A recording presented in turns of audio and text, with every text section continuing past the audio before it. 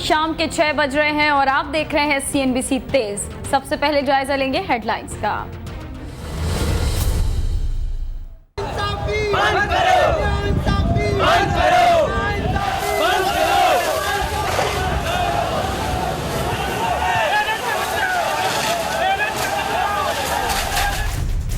कराची में प्राइमरी असातिज़ा का test pass करने वाले उम्मीदवारों को नौकरी ना मिली, लेकिन पुलिस की लाठियां जरूर बरसी। दौलत के हवस ने अंधा कर दिया, भाई ने अपनी ही बहन का सुहाग उजाड़ दिया। हुकूमत ने ऑपोजिशन से झगड़ा ना किया, चीफ इलेक्शन कमिश्नर के नाम का कुर्रा फखरुद्दीन जी इब्राहिम के नाम निकला। कौमी असम्बली और सेनेट का इजलास होगा हंगामा खेज, क्योंकि उसमें तौहीन अदालत और दोहरी शहरियत का बिल होगा पेश।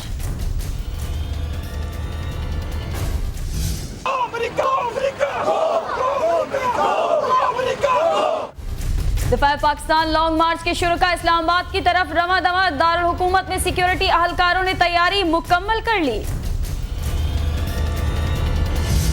कराची में कत्ल गारत जारी, 5 अफराद ने जिंदगी हारी।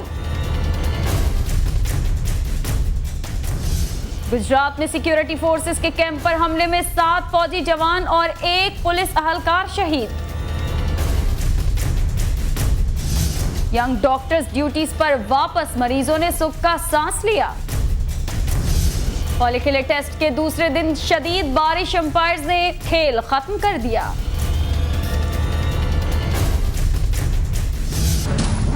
Extraordinary. How did you come up with this? You can be aggressive if threatened.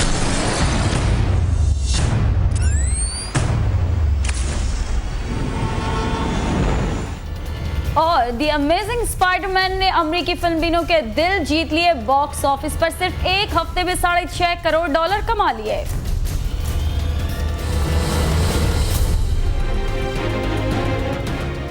Headlines आपने देखी, शामिल करेंगे तफसीलात। कराची में प्राइमरी असातिज़ा का टेस्ट पास करने वाले उम्मीदवारों को नौकरी ना मिली, लेकिन पुलिस की लाठियां जरूर बरसी। कराची प्रेस क्लब के सामने सिंध यूनिवर्सिटी जाम शोरों से असातिज़ा का टेस्ट पास करने वाले उम्मीदवारों ने ऑर्डर ना मिलने के खिलाफ एहतजाज करते हुए गवर्नर और वज़ीर आला हाउस की तरफ जाने की कोशिश की, तो पुलिस ने मुजाहिरीन पर लाठी चार्ज किया और वाटर कैनन का इस्तेमाल भी किया।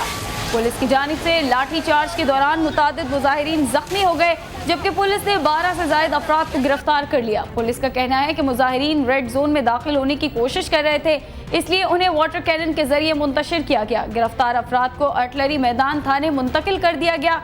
दूसरी जानिब मुजाहिरीन ने इल्ज़ाम आयद किया है कि पुलिस ने उनके 22 से ज़ायद साथियों को गिरफ्तार करके नामालूम मुकाम पर मुंतकिल कर दिया है।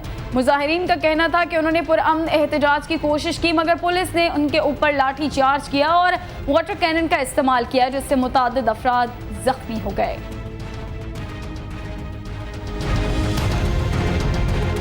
भाई हमेशा अपनी बहनों को उनके घरों में शाद और आबाद देखना चाहते हैं, मगर कभी कभार दौलत की हवस इस रिश्ते में ऐसी दरार डालती है कि इस रिश्ते से भी एतबार उठने लगता है। ऐसा ही कुछ हुआ घोटकी की रिहायशी मौलमा शमशाद मिरानी के साथ, जिसके अपने ही भाई ने उसका सुहाग उजाड़ दिया। तफसीलात बशीर चौधरी की रिपोर्ट में। चीफ जस्टिस से मेरी अपील है कि मुझे इंसाफ दिया जाए।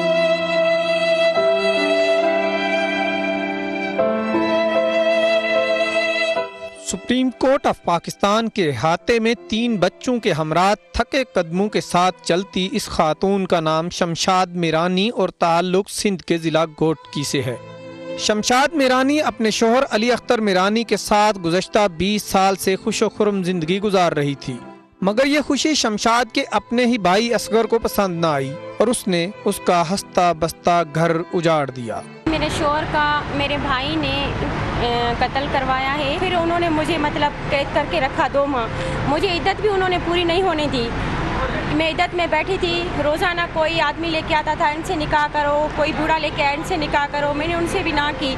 शमशाद मिरानी और उसके शोहर की मेहनत की कमाई से बनाई हुई जायदाद पर सिर्फ उसके अपने ही भाई की नहीं बल्कि देवर की भी नजर थी।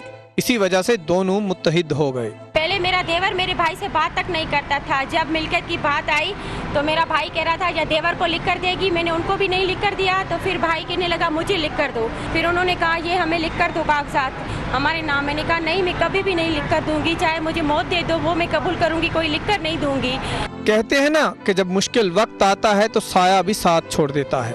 यही हुआ शमशाद मेरानी के साथ कि उसके अफसर शोहर की आंखें क्या बंद हुईं, इलाके के पुलिस अफसरान समेत तमाम वडेरे भी उसकी जान के दुश्मन हो गए और वो बेचारी जान बचाकर इस्लामाबाद चली आई।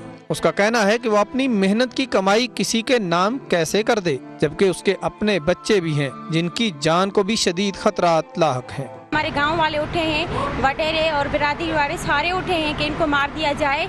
मेरी जान को बहुत खतरा है भाई, बहुत खतरा है। चीफ जस्टिस से मेरी अपील है कि मुझे इंसाफ दिया जाए, मुझे जो है ना तहफ़्फ़ुज़ दिया जाए। शमशाद मेरानी के यतीम बच्चों की नम आंखों में बस एक ही सवाल है कि मुल्क के चीफ एग्जीक्यूटिव को जुम्बश कलम से ओहदे से हटा देने वाली सुप्रीम कोर्ट उन्हें इंसाफ फराहम करेगी। बशीर चौधरी, CNBC पाकिस्तान, इस्लामाबाद। हुकूमत और अपोजिशन ने चीफ इलेक्शन कमिश्नर के ओहदे के लिए justice retired Fakhruddin G Ibrahim के नाम पर इत्तफाक कर लिया है। इलेक्शन कमीशन ऑफ पाकिस्तान के चेयरमैन के तकर्रुर के लिए पार्लिमानी कमेटी का इजलास इस्लामाबाद में सैयद खुर्शीद शाह की ज़ेर सदारत हुआ। इजलास में हुकूमत और अपोजिशन की तरफ से भेजे गए सीनियर हाजिर सर्विस और रिटायर्ड जजेस के नामों पर गौर हुआ। चीफ इलेक्शन कमिश्नर का ओहदा 24 मार्च से खाली है। इजलास में जिन नामों पर गौर किया गया उनमें कायम मुकाम chief election commissioner justice Shakirullah Jan, justice retired Fakhruddin G Ebrahim, justice retired Nasir Aslam Zahid, justice retired Amirul Mulk Mengal, justice retired Nasim Sikandar और justice retired Munir A Sheikh शामिल थे। पार्लिमानी कमेटी के सरबराह सैयद खुर्शीद शाह ने कहा है कि मुल्की तारीख में पहली मरतबा अपोजिशन का दिया हुआ नाम कबूल किया गया है।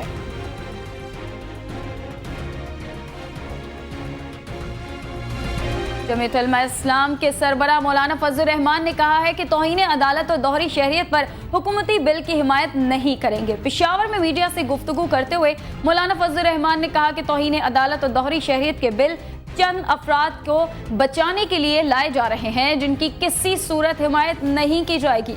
उन्होंने कहा कि नेटो सप्लाई पर दिफाए पाकिस्तान काउंसिल ने हमसे कोई राब्ता नहीं किया। JUI नेटो सप्लाई की बहाली के फैसले की मुखालिफ है और 13 जुलाई को मुल्क भर में इसके खिलाफ यौम एहतजाज मनाया जाएगा।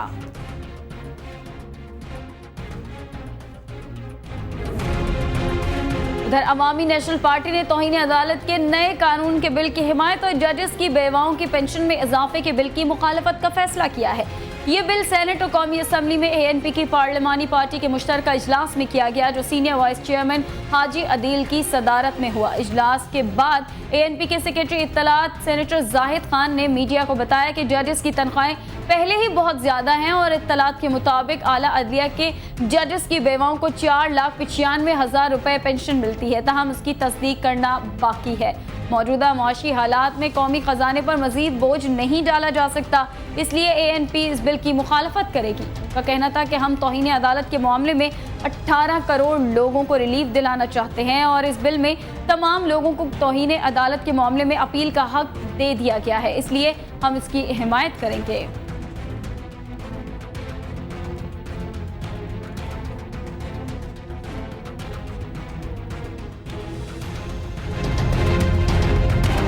कौमी असम्बली और सेनेट के हंगामा खेज इजलास आज हो रहे हैं। इस बारे में मजीद जानते हैं अपनी नुमाइंदा आसिया अंसर से। आसिया बताएगा कौमी असम्बली के इजलास में आज क्या होने जा रहा है? जी बिल्कुल, कौमी असम्बली और सेनेट दोनों ऐवानों के इजलास जो है वो आज होने हैं। कौमी असम्बली का इजलास शाम 5 बजे शुरू होना था, जबकि सेनेट का टाइम जो है वो 5:30 का था। ताहल दोनों जो ऐवानों के इजलास हैं, ऐवान बाला और ऐवान ज़ेरी, उनके इजलास अभी तक शुरू नहीं हुए हैं। आज जो कौमी असम्बली का इजलास होना है उसमें रूल्स के मुताबिक जो है वो तो एजेंडे पर काफ़ी चीज़ें शामिल हैं, तकरीबन एजेंडे पर 7 चीज़ें शामिल हैं, लेकिन क्योंकि आज हुकूमत को अपना बिल लेकर आना है और ये बिल जो है वो रूल्स को मुअत्तल करके जो तौहीन अदालत का बिल है वो आज लाया जाएगा, जो कि एजेंडे पर मौजूद है। रूल्स को मुअत्तल करके इस बिल पर बहस की जाएगी और तवक्को ये की जा रही है, हमारे ज़राए का कहना है कि ये बिल आज ही मंजूर कर लिया जाएगा। नून लीग इस बिल की मुखालफत करेगी और गालिब इम्कान यही है कि वो वोटिंग में भी हिस्सा नहीं लेगी, जबकि जो ANP है, इत्तेहादी जमात है, उनका ये कहना है कि वो इस बिल की हिमायत करेंगे। उसके साथ साथ MQM की पार्लिमानी पार्टी का इजलास जो है वो अब से कुछ देर पहले तक जारी था, उनका फैसला भी सामने आना बाकी है, लेकिन तवक्को यही है कि MQM भी इस बिल की हिमायत करेगी। उसके साथ साथ जो दूसरा बिल है दोहरी शहरियत का, वो आज के एजेंडे पर कौमी असम्बली में शामिल नहीं है। सेनेट में क्योंकि आज प्राइवेट मेंबर्स डे है, तो प्राइवेट मेंबर्स डे के ऊपर कोई बिल नहीं लाया जाता, कानून साजी नहीं की जाती। जो ये बिल है दोहरी शहरियत वाला, ये सेनेट में लाया जाएगा, लेकिन कल के इजलास में इसका लाना मुतवक्को है। ताहम ये दोहरी शहरियत के बिल के ऊपर जो ANP के तहफ़्फ़ुज़ात हैं, उन्होंने इसकी मुखालफत की है, वो इसकी हिमायत हरगिज़ नहीं करेंगे। तो अब से कुछ देर के बाद जब कौमी असम्बली और सेनेट के इजलास शुरू होंगे, तो कौमी असम्बली के इजलास में यकीनन आज हंगामा आराई भी मुतवक्को है, क्योंकि नून लीग जो है वो भरपूर मुखालफत करेगी इस बिल की। जी बहुत शुक्रिया आसियान सर अपडेट करने के लिए। मिस्री पार्लियामेंट के स्पीकर साद अल कतातनी ने ऐवान ज़ेरी का इजलास मंगल की सुबह तलब कर लिया है। मिस्र की सरकारी खबरसा एजेंसी के मुताबिक मोहम्मद मुर्सी ने गुज़िश्ता रोज़ एक सदारती हुक्म में पार्लियामान के ऐवान ज़ेरी पीपल्स असम्बली को तहलील करने से मुतालिक अदालती फैसले को कलअदम करार दिया था। उन्होंने ऐवान का इजलास बुलाने और अपनी सरगर्मियां बहाल करने की हिदायत की थी। मिस्र की सुप्रीम आईनी अदालत ने 15 जून को पीपल्स असम्बली को तहलील करने का हुक्म सादिर किया था। याद रहे कि तहलील शुदा असम्बली में इस्लाम पसंदों की अक्सरियत है।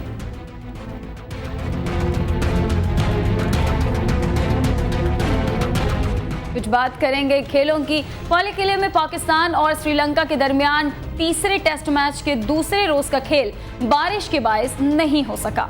मैच के पहले रोज श्रीलंका ने टॉस जीतकर फील्डिंग का फैसला किया। श्रीलंकन कप्तान का फैसला दुरुस्त साबित हुआ और पाकिस्तान की पूरी टीम 226 रन बनाकर आउट हो गई।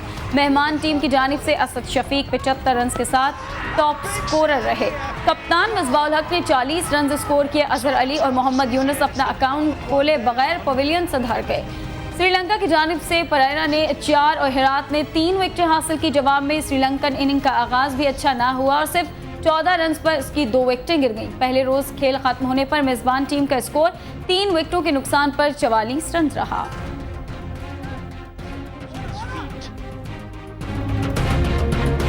और अब आपको बताएंगे कि शौक, लगन और मश्क यकजा हो जाए तो फिर कहीं महारत हासिल होती है।